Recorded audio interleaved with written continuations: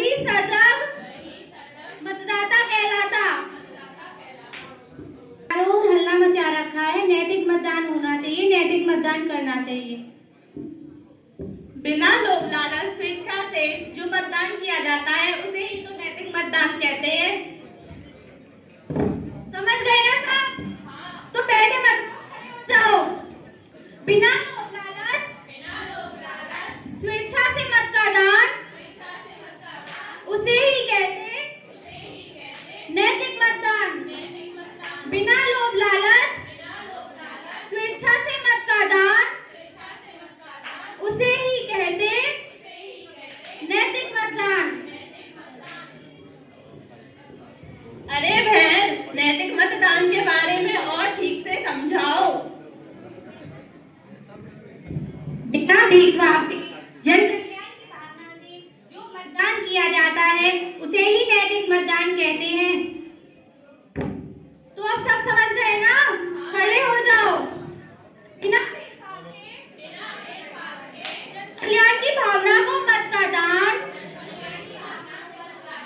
उसे ही कहते नैतिक मतदान।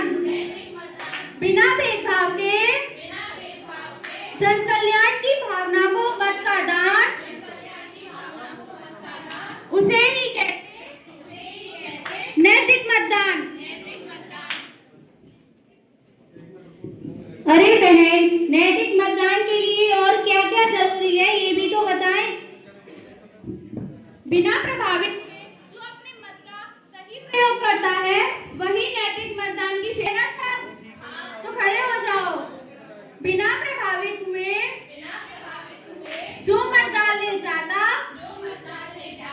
ऐसा करना नैतिक मतदान कहलाता। बिना प्रभावित हुए जो मत डालने जाता ऐसा करना नैतिक मतदान कहलाता। जागरूक मतदाता कौन होता है, ठीक से समझाओ। चारों ओर हल्ला मचा हुआ है कि मतदान जागरूकता होना चाहिए। जागरूक मतदाता वह होता है जो मतदान को ही अपना कर्तव्य समझता है और मतदान को ही प्राथमिकता देता है। समझ गए ना साहब? तो खड़े हो जाओ। मतदान के प्रति प्राथमिकता से जो कर्तव्य निभाता वही जागरूक मतदाता कहलाता। मतदान के प्रति प्राथमिकता से जो कर्तव्य निभाता वही जागरूक मतदाता कहलाता। जागरूक मतदाता की श्रेणी में कौन कौन आता है ये तो बताओ। युवक युवतियां, वरिष्ठ नागरिक, दिव्यांग महिला व पुरुष जो सभी काम छोड़कर सबसे पहले मतदान करने जाते हैं वही जागरूक मतदाता की श्रेणी में आते हैं। मेरा साहब, तो खड़े हो जाओ।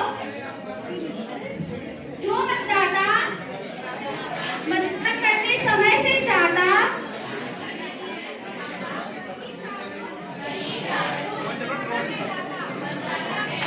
जो मतदाता मतदान करने समय से